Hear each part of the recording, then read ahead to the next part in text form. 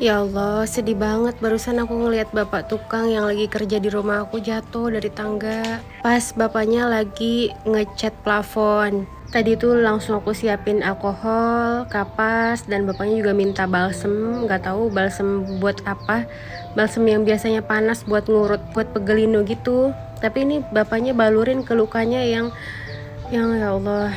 Sambil nahan guyuran alkohol itu, bapaknya nangis tapi ditahan gitu ya, keluar air mata doang tapi nggak sampai gitu, tapi ya sakit banget. Sambil aku beresin semua yang jatuh-jatuh tadi akibat jatuhnya tangga itu, sambil aku ngobrol-ngobrol, aku pun ngelihat bapaknya nangis, aku ikutan nangis juga, tapi aku juga diem-diem lah nangisnya gitu.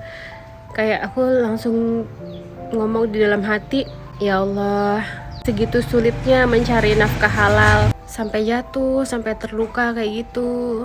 Aku langsung inget bapak aku kan.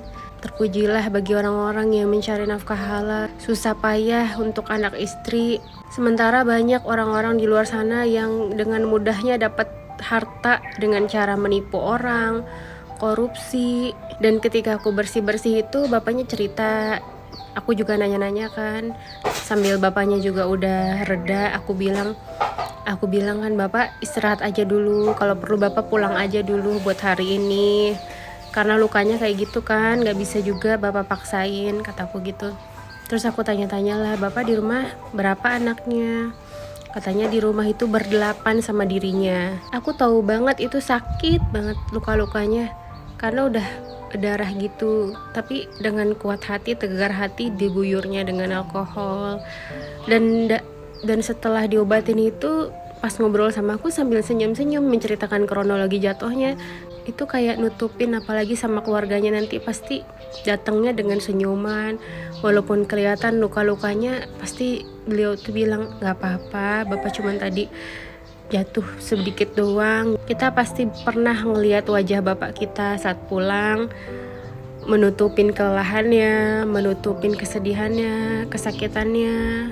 Mungkin kalau orang-orang yang kantor habis dimaki-maki sama atasan, habis difitnah-fitnah sama teman kantornya, atau kalau yang pekerja kasar kayak bapaknya, pekerja fisik, ya terluka, jatuh, atau kalau bapaknya kerja di jalanan bisa aja ketabrak orang. Dan ya itulah, karena ingin menafkahin keluarganya dengan nafkah yang halal. Sesulit itu cari rupiah demi rupiah. Maka terpujilah bagi orang-orang yang mencari nafkah halal walaupun sulit. Dan kebanyakan orang-orang yang nyari nafkah halal walaupun sulit itu keluarganya berkah loh. Walaupun banyak 8 orang bapak itu di rumah dan kerjanya juga kerja bangunan, tapi anaknya bisa kuliah.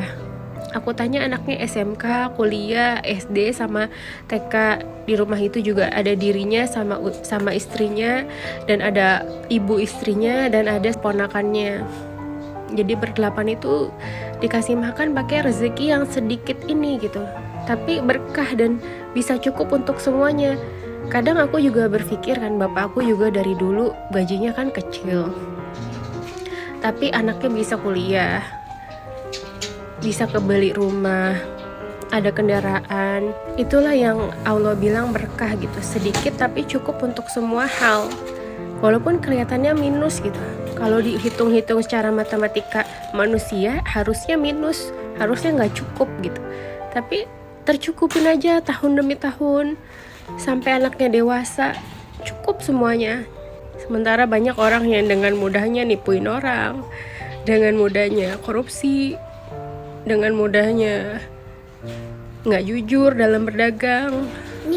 Itu ya bisa jadi Allah akan sucikan harta dia dengan berbagai cara. Bisa Allah kasih penyakit, bisa Allah rugikan dia dengan berbagai cara. Allah bisa mengambil harta yang bukan haknya, harta yang diambil dengan cara yang haram. Atau kalau nggak ada apapun, Allah bahagiakan orang itu yang suka nipu, Allah bahagiakan dia di dunia, tapi di akhirat Allah sudah sediakan azab yang pedih, yaitu istidraj. Allah biarkan dia berbahagia dengan kesesatannya, dengan keburukannya, dengan kejahatannya. Tidak Allah kasih penyakit, tidak Allah kasih ujian, tidak Allah kasih sedih.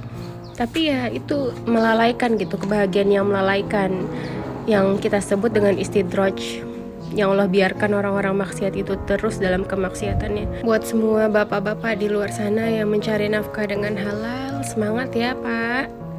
Semoga yang di rumah selalu mendoakan Bapak. Insya Allah Bapak juga selamat dunia akhirat.